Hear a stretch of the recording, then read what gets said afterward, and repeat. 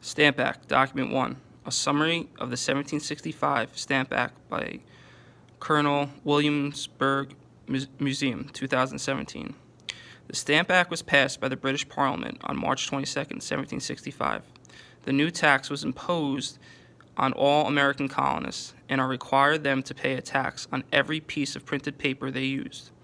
Ship's paper, legal documents, license, newspapers, other publication, and even playing cards were taxed. The money collected by the Stamp Act was to be used to help pay the cost of defending and protecting the American frontier near the Appalachian Mountains.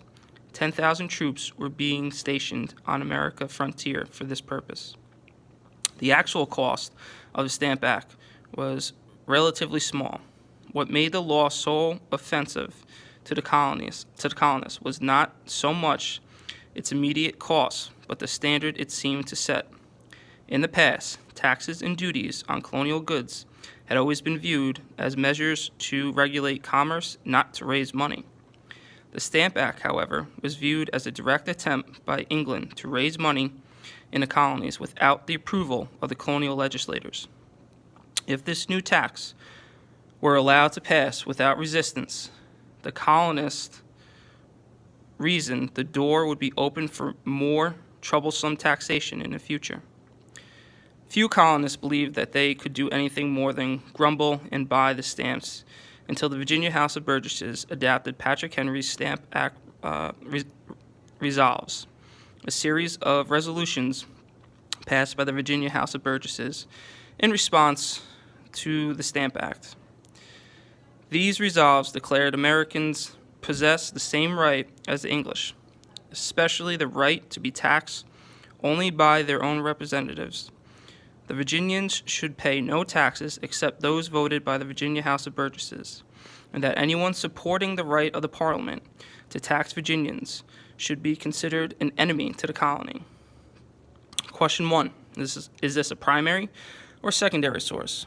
Question 2, what was taxed by the Stamp Act? Question 3, according to this source, what motivated Great Britain to collect these taxes? And question 4, what did Patrick Henry's Stamp Act resolves claim?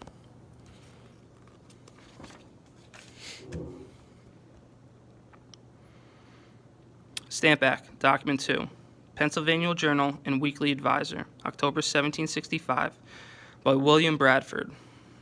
I am sorry to be obliged to inform my readers that as the Stamp Act is feared to be obligatory or mandatory upon us after the 1st November, tomorrow, the publisher of the paper, unable to bear the tax burden, has thought it urgent to stop publishing the paper a while in order to think about whether any methods can be found to break the taxing chains put on us and escape the insupportable economic slavery.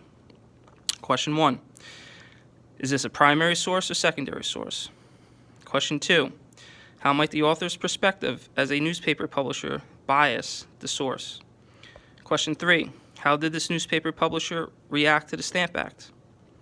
Question 4, according to line 4, how does the author describe the Stamp Act?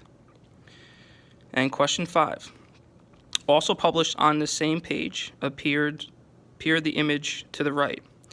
What does this tell you about the tone and emotional response by colonists to the Stamp Act?